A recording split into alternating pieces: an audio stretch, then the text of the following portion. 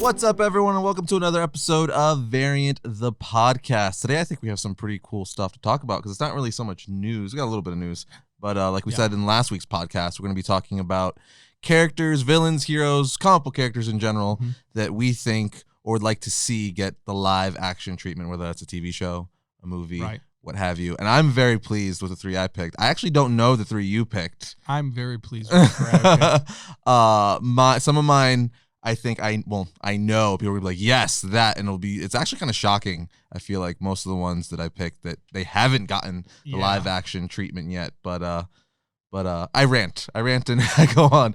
Before we get in though, not to start on a somber note, but unfortunately we lost a great this past week. Yeah, I think it's only fitting to start out the show. Yeah. This past weekend, we all learned about the tragic death of Kobe Bryant and his daughter Gianna in a helicopter crash, along with 7 other people. Man, it was a rough one.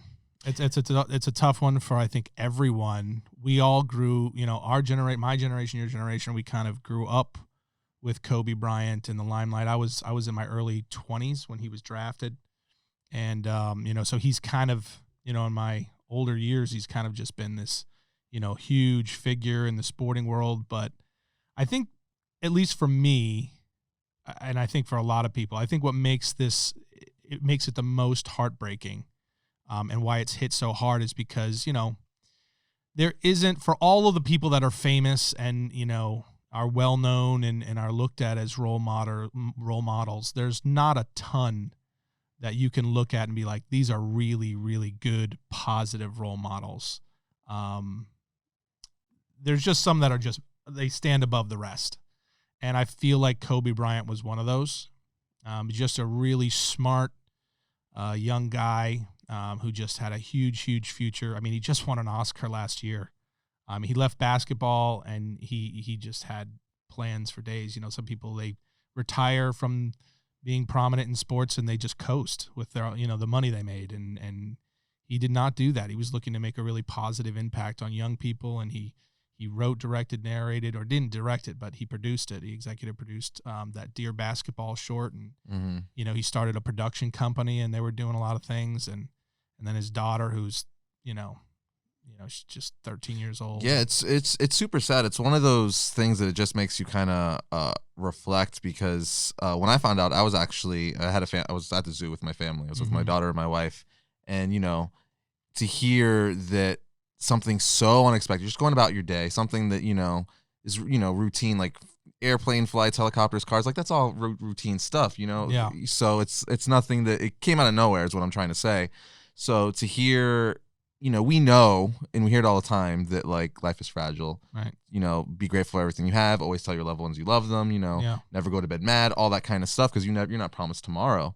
So it just makes you think and reflect, like, wow, because we get caught up in life and all that stuff, and your work, what have you, and you just, I think if anything else, whether you are a big Kobe fan or not, it's tragic either way, but just even the grand scope of things is it makes you think, like, I need to be thankful for all the friends and family I currently have. Yeah. And it's really sad. He's going to be missed. I'm not the biggest sports fan, but again, like to your point, you were saying a minute ago, it's like, how do you not know who Kobe Bryant is? You know what I mean? He's like easily one of the best basketball players of all time, just one of the best athletes of all time. So it's super, super sad. And, again, like you were saying, he did a lot of good. He won an Oscar. Seemed like a really cool guy. So I mean, very unfortunate. He was a huge family man, and it's just, again, across the board, it's just so tragic. And he was a big philanthropist. He did a lot of good things, and he didn't make a big deal out of the stuff that he did. And again, that just speaks to the character of the man, and the fact that this was somebody who was looking to make a positive impact on the world with his influence and his position and his wealth, to use that in a positive way. And again, we need all of that we can get, and to see someone like him just get taken so tragically and suddenly, with everyone else on board, it was just heartbreaking and shocking. I was, when I saw the news over the weekend, I just stared at my phone. I just couldn't believe it. I was just like, that can't be real. and you know, it was kind of like when Robin Williams died. We were talking about that earlier. Yeah, that was a big one. It was just something that just for, there's just people that make an impact on you. And I am a sports fan. I'm a big basketball fan. And, I've been watching Kobe play. I watched him his entire career. Mm-hmm. Everybody, whether you're a huge sports fan or not, like you said, mm-hmm. everybody has seen Kobe play. I mean, just like playing basketball in my front yard with friends and stuff like that, you have the lines like Kobe, and you go shoot, like there's like a saying that like all kids and, young people even play when just playing in front of their yard. So it's crazy. Yeah, it really is. And it does remind you, it's that saying, that it's death that gives life meaning. It's true. And it's in moments like this that it really does bring things sharply into perspective. Yeah, my heart just goes out to, his wife, obviously, his family, and all his loved ones and close friends he left behind because, last year and a half ago, I went through a tragedy in my life and my dad passed. And I know that's rough, man. That's really, really rough. So, again, my heart goes out to the family. Yeah, likewise. All of our love and condolences to the entire Bryant family and everyone who was directly impacted by the tragedy. I mean, it's a huge, huge void mm-hmm. that was left. And, we're just thinking about all of you, and we just hope you're surrounded by love and support. For sure. But I guess let's try to bring it up a bit. We didn't want to. We just definitely wanted to touch on it because I think everybody listening is aware of it and was impacted by it on some level, and for sure we were the same. So, but with that said, we have one other piece of news that broke recently in the comic book world, and it's actually, if it turns out to be true, this is major news for the comic book world. And that is, everyone knows that in 2022, we are getting a solo Flash movie. Right. That has been confirmed over the last month or so. And the latest rumor that several sites are reporting on is that Jessica Chastain is in talks to play a gender-swapped reverse Flash mm-hmm. for the solo Flash movie. And this is big news. If that turns out to be true, that is crazy. Yeah, that's I would imagine that one is gonna, if that turns out to be true, people are gonna have some feelings about that one. Yes, so the Reverse Flash, especially Eobard Thawne Reverse Flash, he's probably my second favorite villain of all time. Second mm-hmm. or third, he's up there because I love the Flash, and Thawne is just the true villain. I mean, he's the reason why the Flash became the Flash. He killed Barry's mother. There's just a good dynamic there, and so he's one of my favorite villains. So I don't know how I feel about this. The purist in me right away is like, why? You know what I mean? Instant rejection. Yeah, for sure. I try to, I say it all the time. I always try to keep an open mind until we see the final product, because mm-hmm. all we know right now, this could be, since it's the Flashpoint, the movie's based on the Flashpoint. Maybe she's playing. If this turns out to be true, maybe that Reverse Flash is from a different Earth or something. Mm-hmm. So on that Earth, it's a gender swapped, and then maybe we have another one, or maybe at the end of the movie they have a reveal where it's like, oh, that wasn't like the real Reverse Flash. This is a reverse. So I'm trying to keep an open mind here, but again, the purist in me alone is a little like, yeah. I think, like you said, that's really kind of where you kind of have to leave it, is we don't know anything. Right. We don't know, is this going to be actually Eobard Thawne, or is this going to be some alternate version? Another thing DC Warner Brothers might be thinking is, we just got done playing out a huge storyline for Eobard Thawne on the Flash television show. Mm-hmm. Do we really want to do just another version of that on the big screen? To which every DC Flash fan is saying, yes, of course sure. you do. And I would agree with that. I think that, again, like we've talked about the CW, Arrowverse and, the DC shows there, how, they've done some things that I personally would have loved to have waited them to see them do on a bigger scale. Mm-hmm. And that this kind of falls into that. That's such a huge storyline in the mythology of the Flash and really the DC universe as a whole, that you want to see that played out on a grand scale with the big budget and all the fancy VFX and all that. Yeah. So you want to see that played out. And if they don't make her just some kind of alternate version, you know, within the whatever they're going to do with the Flashpoint storyline, if they don't do that and they just flatly make that the character, I think that's going to be a challenge, because you're going to have to, I don't see how you do that without dramatically altering the character story in some significant way. For sure. Without, and that's going to take away from being true to the comics. It's also going to be harder now, I feel like, because in a world before the CW Flash show, I think it would have been a little easier, because in a world before the CW Flash show, not many people knew who Reverse Flash was. Right. Unless you were like a comic fan, you didn't really know. You couldn't walk up to like, you know, some like a person at the grocery store and be like, you know what Reverse Flash is? Where I'm sure a good amount of people would now, just because of how popular. It's primetime television, you know what I mean? Yeah. And he's been on several seasons now. So, but now people already have not just the comic book community. We obviously have a preconceived idea because we've been with this character for decades and decades. But now you also have a good chunk of the normal public that have a preconceived idea of what this character is. So they're also going to be a little confused. So I'm very, very confused. I mean, we were talking about it a little bit. I'm trying to think out like possibilities they might be thinking, because Thawne is, you know, the whole reason why he becomes Reverse Flash is he's obsessed with the Flash. Right. He's like loves him, and he's a super fan. So I'm wondering if they go the route, you know, if they'd make Reverse Flash a female, it's like, you know, this woman has a crush on the Flash and she's obsessed with them, almost like, you know, restraining order type stuff. And they go that way, where it's just literally that's how it would be for a female. They could technically stay the same thing. They could just make her a super fan. Yeah, so you know what I mean? They could stay fairly close. I would just imagine they wouldn't want to, just because they are changing the character, that they wouldn't want to make it exact. That they would want to do something different from Eobard Thawne. For sure. You know, so that they're not saying, oh, we just literally took the Eobard Thawne story and everything and mimicked it exactly, and then just changed gender and name.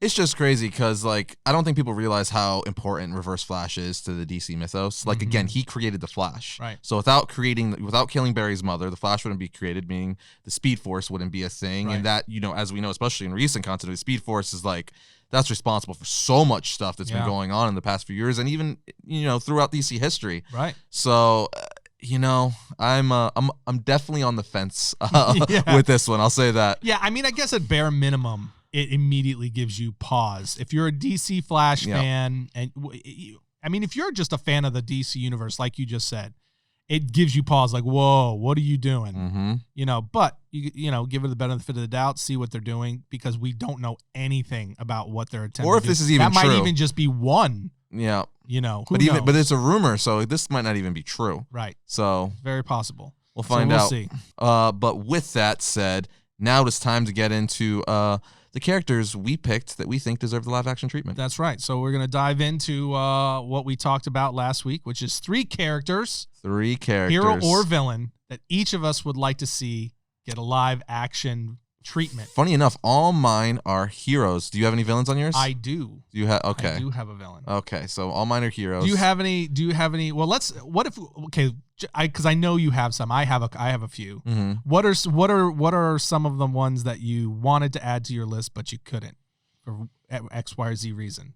XY. It's so fun. So I feel like a lot of mine are kind of not. Yeah, I guess I would say they're kind of obvious. Like, I really want a Nightwing movie. Mm-hmm. I think everyone would flip if we finally got one done sure. right. Because I even think in that movie you could introduce Red Hood, which would be basically I would do like a Bat Family trilogy is what I would want them to do. Yeah, if they didn't make the list. I think that would be pretty dope, because then you can get your Batgirl, you get your Nightwing, you get your Red Hood, even your Damian. That'd be a nice way to kind of put everything into 3 movies. One that didn't make the list that I would like to see, that's probably going to get introduced soon, but I don't know, so I'm going to say it anyway, would be Dr. Doom. That's a solid one. Dr. Doom, I think Dr. Doom is such a cool villain and has such a vast history. You could give him a solo movie for sure, and then link that into the MCU. Without any question. Yeah. And I do think he's coming. Hopefully, yeah. It seems like that's going to be the case. And we have gotten a couple of live action versions of that character. Yeah. Just not a good one. Yeah. Yeah, just not one that you would say did him justice. I guess that's why I just went over that. For everyone to be like, well, we have got him. It's like, no, we didn't. Yeah.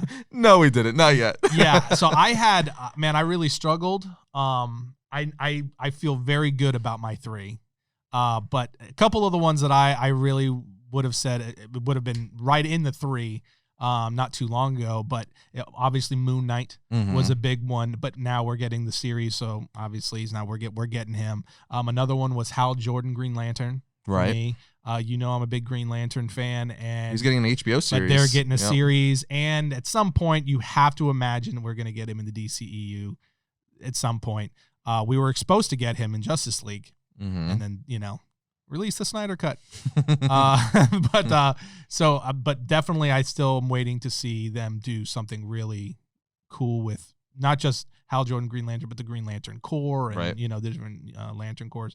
But then the ones that are my honorable mentions that aren't in my top 3 one is you're gonna laugh probably. Okay. Is Dick Tracy. So you want a reboot? Yes, I honestly think you could make Dick Tracy a cool franchise. I love the original movie growing up. It was so fun. Yeah, I still like it. I actually just watched it I think early last year, and probably nostalgia, but I still enjoyed it. It was so fun when I was a kid. I haven't watched it in years, but just the character itself, the era that it's in, that old 40s, 40s period. With the mobsters and the detective.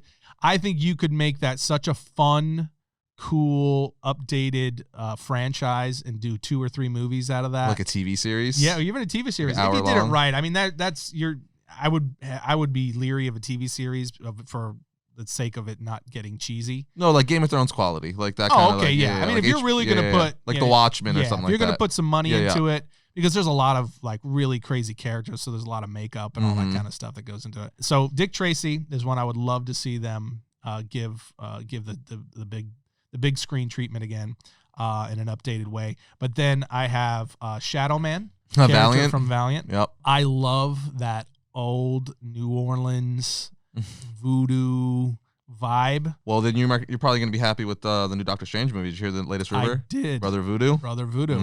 So if that's true, that's going to be really cool. But I think the Shadow Man character and his backstory and the stuff is just a lot of fun. And then kind of in the same vein is Constantine and Justice League Dark. That's been a rumor that we're going to get that for so long. So much room, but we have yet to really see it. We got, obviously Keanu Reeves' Constantine movie, but that was like, it was its own thing, and, it was very different. But I would love to see that get turned and have maybe a dark, the Justice League Dark side of the DCEU, right, where they get into more of a, the mystery and the mystical and, the supernatural. No, that would be amazing with Swamp Thing. Yeah, and, I Dead would Man. love to see that. That would just be all the fun and so different. What would be all the fun? Continuing with honorable mentions, a Booster Gold Blue Beetle buddy cop team movie. that would be amazing. Yeah. Or even, we can go on forever. A Dr. Fate solo movie would be fantastic. You can go on for days. We can go down that rabbit hole for a long time. Well, Invincible would be great too. Invincible would be a really cool one too. Well, since you mentioned it, Dr. Fate is actually one of my 3. Well, there you go. Kick it off. Dr. Fate is actually, he is one of the original members of the JSA. This is a golden age DC character. He actually goes back before DC. And his backstory is so cool. It's very similar to Moon Knight. Is like, it kind of draws from some of the same elements where they get with their powers Egyptian. From, obviously Moon Knight is way after. Dr. Fate did it first, is the point. With the Egyptian gods, with Nabu and Nabu the Wise, and he gets his power, and he got the helmet and the amulet and the cloak, and so there's some Doctor Strange elements there too. And but he's such a cool character with such a cool backstory. All of the Egyptian mythology and the stuff that they could build into that, and start from back in the 40s. Prior to World War II, where, he first is granted the powers with his father, Sven, and the whole thing. And they could start there and work their way to the present, and even turn that into a multi-movie where it gets passed on to the next, Dr. Fate. There's so much they could do with that, and it would be so dope. I cannot believe that we haven't heard more about them doing it yet. Well, he's apparently going to appear in the Black Adam movie. It says rumors because the JSA are going to appear in there. Rumors. Yeah, so. But they didn't specifically say him. They just said the JSA will exist in that world. Well, he is all we know so far, right? Rumor. Well, they did mention him as one of the possible characters. They said him, Hawk Girl, and there was a third one. But who's to say that's true? Knows? Who's to say that's true? But no, I completely agree with you. I love Dr. Fate. I like him more than Doctor Strange, actually. That's my personal opinion. But yeah, the helmet of Naboo and all that stuff. I think you could, just because you could also involve the JSA in there, and like it would be endless. Then you could have like the original like Green Lantern and all that stuff, Wildcat. Oh man, it would be great. So awesome. Yeah, I would love to see Alan Scott Green Lantern. The room for activities with Dr. Fate, but he, in my opinion, he deserves a solo film for sure. Yeah. He was. I don't know if you've ever watched Young Justice. He's awesome in Young Justice too. His story arc. He's very his story arc in Young Justice is amazing. So even if they want that little more modern take with him, I'd be down for that as well. Honestly, you could go so many directions. I would just personally love to see them start in the past. Mm-hmm. Because even at one point, Kent Nelson, he enlists in the Army and he's in World War II and the whole thing. And so there's so much stuff you could do there. Well, I just love the one of the coolest aspects I think about that is like you're a prisoner of like the helmet. It's so like a lot of the people who are like forced to be, Dr. Fate are like, yeah, but I don't want this though. You know what I mean? Like, just take it from me. Right. So I think that will be really cool to play with. And like you said, passing it, on and on will be really cool. Very cool. But I guess I'm next. You're up, man. I'm up. Okay. What's your first? So I'm gonna save my favorite one for last, but the one I'm gonna mention first is Spider-Man 2099. Miguel O'Hara. I have been such a big fan of this character ever since he was released in the 90s. He's obviously an alternate version of Spider-Man in the year 2099. Right. He gets infected and he has talons. He has organic webbing. His suit is cool. And I just think he's kind of has a little, well, he's Hispanic, so he has that Day of the Dead kind of background to him, which is where he made his costume. So I think playing with those elements in the movie could be really, really cool. And plus, it's just futuristic. Right. So seeing a movie, I'm kind of envisioning it like what is Blade Runner? Like the new Blade Runner movie, but more comic booky and a little more colorful, something like that. Can you imagine what with Spider-Man? And then we get these alternate versions of like Venom and Green Goblin and stuff. It would be super like futuristic, trippy, and I just think that would do so well. I think, and it's kind of shocking that I know we got a tease for it at the end of the Spider-Verse movie. Yeah. We got a tease for it in animated form, which I hope, obviously, they're going to expand on that more in the second one. Mm-hmm. But I want it live action, and I want it as a movie. I think introducing that into the MCU and making a Spider-Verse where we got Peter Parker, Miles Morales, then Spider-Man 2099, and then you can go on and on with Scarlet Spider, Spider-Man Noir. I think that would, and Spider-Man fans would eat that up. Oh, for sure. Especially, I think Spider-Verse proved that, all these other Spider-Man themed characters will do well. I mean, Spider-Ham's apparently getting his own solo movie. Right. Nicolas Cage is apparently going to do a Spider-Man Noir solo movie. Right. So I think that's what we need in the MCU right now. And I said when they released as Spider-Man Into the Spider-Verse was freaking amazing. And I feel like that was one of the best movies of that year. Mm-hmm. But it was I was still surprised that they chose to do that in an animated format. Right. Then trying, because Sony, is looking to expand their own superhero universe. So I don't know if they just weren't confident in doing that, outside of the MCU, because they weren't sure what was going on. Maybe they were testing the waters. Disney and the MCU. Yeah, maybe so. So I'll be curious to know now, now knowing that what they're doing with the Spider-Man Into the Spider-Verse and the animated side, that they're planning on branching out and doing all of these solo films, and they're doing a direct sequel to that film that will probably include 2099. I'll be very curious to see if they start doing and transitioning that to live screen, or if they create some kind of continuity between them. Yep. That would be interesting because that's never been done. No, it hasn't. I think I think that would be one of the smartest things they could do as far as like getting, because everyone knows who Spider-Man is. And even if you just put like a futuristic spin on him, people are gonna be like, oh, you know what I mean? It's still kind of the basis of the same story. And I think just plus a lot of people do know who Spider-Man 2099 is, especially, after his brief cameo, they're at least aware that there's this futuristic Spider-Man out there. So, I want that very, very bad. That's all I can say about that. That'd be a dope one. That would be really cool, and I hope that's coming down the pipeline. And I love that little combo, that hybrid there that you mentioned, that Spider-Man meets Blade Runner 2049. Yeah, that could be really cool. That would be really cool. So what's your number 2? All right, so my number 2 is a villain. Okay, and it is Cain Marko, Juggernaut.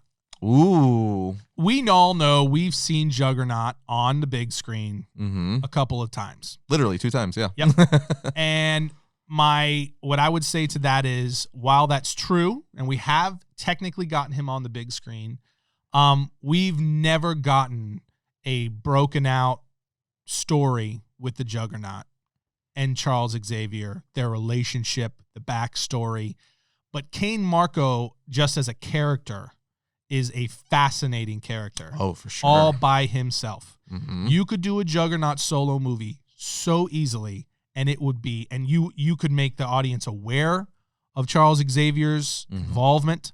You could even have him make appearance at some point. But he's such a cool character, and he's a conflicted character. There's so many psychological elements there. And then you have, on top of that, the Sidorak element and that mystical side of it. And both of his appearances that we've gotten, he was like this kind of dumbed down, he was the muscle, And in comics, Juggernaut is way more than that, and especially when it comes to his conflicts with his brother and how he's torn and he's back and forth. But this God that grants him his power is this destructive force, and he's basically a villain, so he kind of has to be a villain to maintain his power.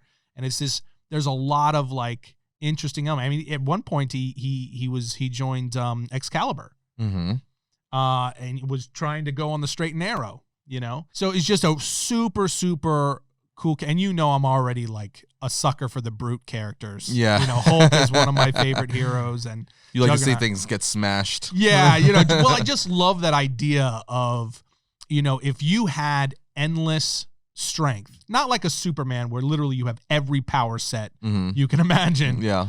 Just this endless depth of strength, and you could do anything. You could crush like anything with your bare hands.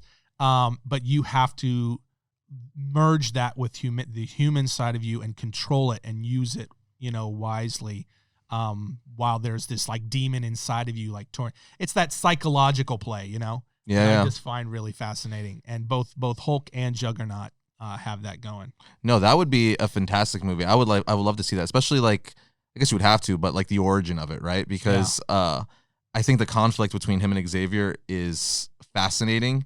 How, they grow up together and all that stuff, but Juggernaut basically doesn't like Xavier because he's favored, and stuff like that. So I think there's a lot of stuff you could play with right there. And then just the whole magic element where he's not a mutant. No, like that's funny. Like some people may think he's a mutant because he's in the X-Men universe, but he's not a mutant. Yeah. His powers are magical based.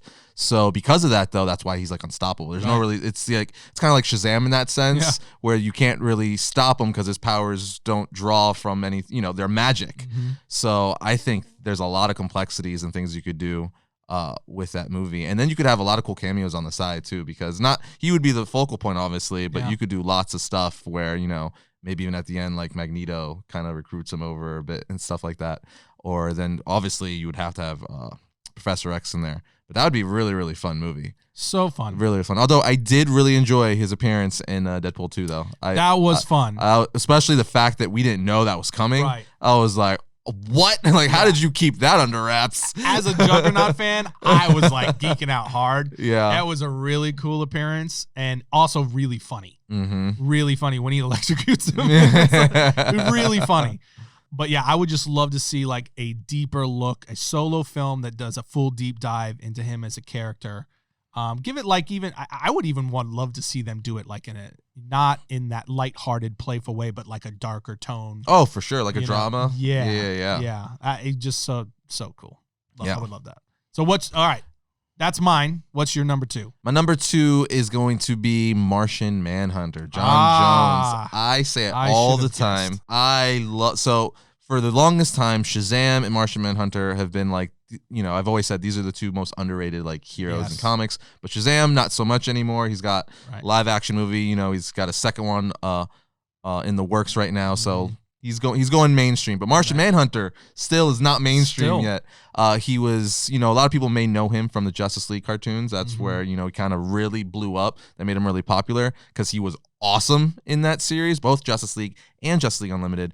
But he deserves live action so much. I mean, speaking about powerhouse characters, now he's not just brute strength. He's literally like another Superman. Right. I have like my own trinity of DC powerhouses, and I always say Superman, Shazam, and Martian Manhunter. Right. Because those guys are like, if all 3 of those guys are after you, that's it. Toast. They're toast. Not to mention, there's been several times over the years in comics where Martian Manhunter has soloed the Justice League with Superman on the Justice League team. So, I mean, just having a character that powerful and complex, because his backstory is really, really cool, where, his weakness is fire because that's what destroyed his people. So it's a mental block for him. It's not like he's not actually weak to fire. It's just, again, it's a mental thing where he can't get past it. It's it just scares him in that sense, where it just reminds him of, his people dying and stuff like that.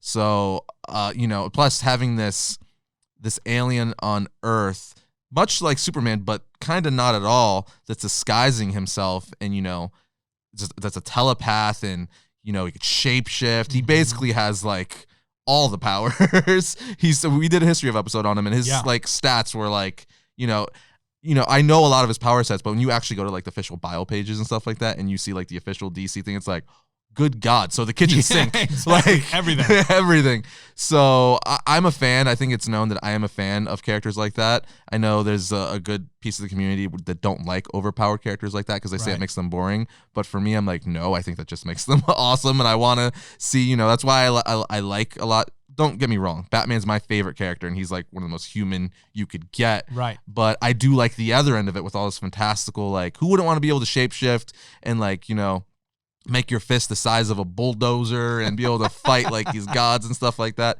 And again, his story is really complex, so I think there's a lot you could do there. And we were going to get him in the Snyderverse. Yep. Apparently he was already in the Snyderverse. We didn't know it. Just didn't know. He was a general in Man of Steel, and I think he made a brief appearance in BVS and so on. And there was storyboards that Snyder revealed on social media that we were going to see his transformation, I believe, in this first Justice League, in his version of it, or the second Justice League. But we almost had it. We were close. Yeah, that's a solid one. That's a really solid one. He's always like, I feel like Martian Manhunter is always just hovering around like the various cinematic and television, and he's like there just looming, but he never gets the full treatment. So that's a really solid one. I love Superman. I've always loved Superman. Same thing. I know a lot of people say, he's overpowered, he's boring, is that and the other thing.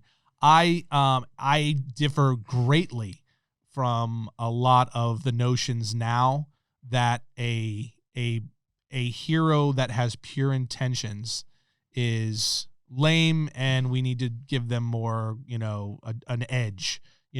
I love having a hero like a Captain America, like a Superman. And I believe that audiences reacted to Captain America, even subconsciously, the way that they did, because Captain America wasn't this huge superhero figure, in the comic book world. He's pretty. Yeah, I'm saying to the general public. Okay. To the general public. I shouldn't say the comic book world. To the general public, as far as comic book characters, people knew who he was and stuff like that, but he wasn't huge like Superman or Batman or Spider-Man. Right. But I think people responded to him the way that they did on screen because of what we have talked about so many times, where people, whether conscious or subconscious, we look for hope, right? We look for that element of what we could be if we dedicated it to ourselves to certain principles and to doing what's right and stuff like that. And so whether we consciously acknowledge that or not, we're drawn to it. And I think Superman has the same thing.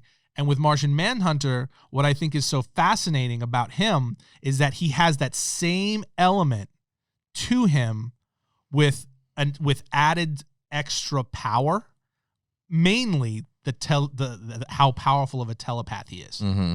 Because that's another level. Because you say whatever you want about Superman and all of his powers and strength, he cannot control people's minds. Mm-hmm. John Jones can, right? So he can go. So that to me has always been one of the more interesting aspects of him is he has all similar, almost identical powers to Superman. Mm-hmm. And then he has this extra other thing where he can literally get inside your head and control it. And having that extra beat of this thing this responsibility that you have to, it's like a weight that you have to control that, and you have to make the right decisions, or you can literally just destroy people in an instant without even touching them. For sure. So it's, and then like the psychological elements of what happened to his planet and his people and his family with the fire and all of that kind of stuff.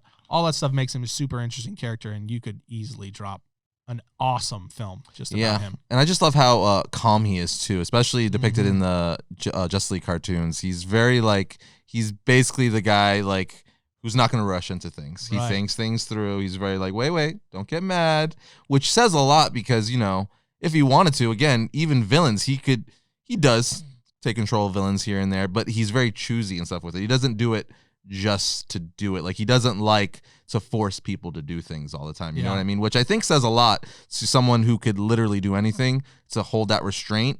So it's a very interesting character that I think you could do lots of cool story beats with in a live action movie. So I hope we get him soon. And the fact that he's like a detective. Which, really, really cool. Yeah. Right. He's kind of Batman-ish almost. Oh, yeah. He's really super intelligent. And, he's a Martian Batman. Yeah. Everything is about just analysis. And he's just a really great character. That's a solid choice. So what's your last one? All right. So my last one is not just a single character, although the main character, is there. But it is a broader universe. Okay. But God almighty, I would love to see them turn this into a franchise. Is Dream of the Endless and the Sandman stories by Neil Gaiman. Okay. I didn't know you were a See, I've said it before. I'm not that big on Sandman. Now, I'm not saying it's bad by any means. I would never say that. I'd be dumb if I said that. I'm just saying I'm not an Uber fan at all. Right. So my thing about it is, how much I love fantasy. Mm-hmm. There's so many things that you could do. I mean, just sticking to the stories, it would just be phenomenal. Mm-hmm. You have the Seven Endless and all the different stories that come along with that, and the different aspects and powers that they hold with their position, death, destiny, and delusion, all that kind of stuff. I just think that is just so ripe for its own cinematic universe, in the same vein of a Harry Potter or Lord of the Rings or the Marvel Cinematic, where you could break that out, and because you could turn that into a horror franchise. I was gonna say that would be its own franchise, fantasy horror franchise, and it would be you could make that so cool. I was gonna say it wouldn't be a kids franchise either. No, not at all. Definitely not a kids. It would definitely be a darker storyline, obviously. But with the today's technology. The way that you could bring that to life visually. I mean, could you imagine? It would be a trippy movie too. It would. It would be trippy, but it'd be pretty awesome at that. Yeah, I would love to see someone like Guillermo del Toro get their hands on it.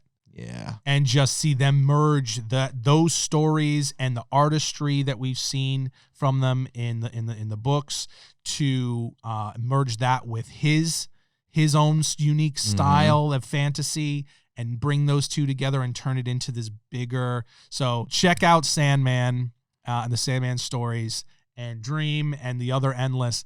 They're just really, really cool characters and a world that is just ready to be made.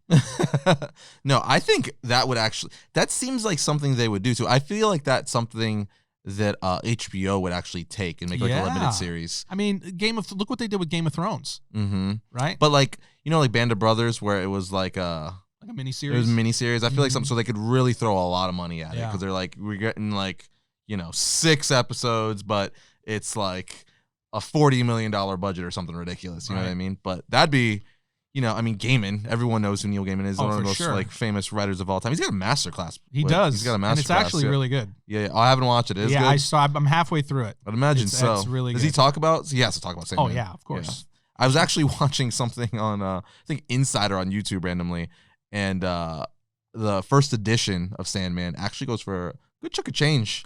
Yeah. So I found out. It's a very popular story. Yeah, for sure. Very popular characters. And, for me, I would like to see them, obviously, just like, in the books, I would like to see them center it around Dream Morpheus. Mm-hmm. But I would like to see them really be true to the stories and break out into all of the endless and, really carry it through. And so if they're going to make it a series, I would like to see it, be like a 5-6 season as opposed, because that would be hard to do as a miniseries. Something like they're doing with the Lord of the Rings series? Yeah, unless you're going to do, I guess you could, but you would have to make them long. Like if you're really going to give it like the full treatment, you know what I mean? They would have to be really long format, a little bit hour and a half. What is that? Like Sherlock does that, right? Where they're like an hour and a half episodes? Exactly. Yeah. Or like even Band of Brothers is a good, they did that with like an hour and a half. Mm-hmm. If you did that, then because they're basically like movies. Yeah. But I would love to see it become like a trilogy or a series of like maybe like 5, 6, 7 films like they did with Harry Potter. Ooh, that'd be fun. And really break it out and just do this big grand universe and stuff like that. That'd be fun. Like every Halloween, they release one every October. Yeah, that would be dope. That would be really cool. That would be fun. But that is my last one. That was my biggest one. That was probably my favorite as well. So what is yours? I saved my favorite for last as well, and it should be no shock to anyone that my number one pick for this, it would be a Batman Beyond movie franchise. And no one is surprised. No.